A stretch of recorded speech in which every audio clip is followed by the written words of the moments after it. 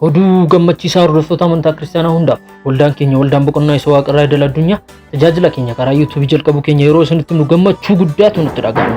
Karaa nama waaqayyoo ergamaa dabalaa bulchaa wangeelii mootummaa waaqayyoo ni lallabama. Anatti qabatanii yoo jiraattan dubbiin isin keessa yoo jiraatu dubbiin koo sagalee waaqayyoo jiraachuu sagalee waaqayyoo adii keenya qabban sagalee waaqayyoo hafuuronni hamoonni humnaan iyyaniin ba'u.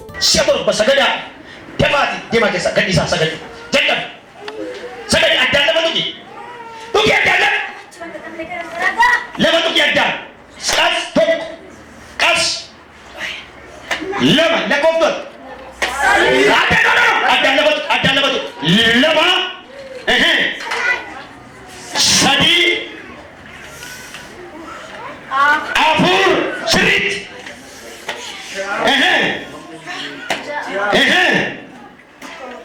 achumaan dhukkubsattootaaf ni kadhatama.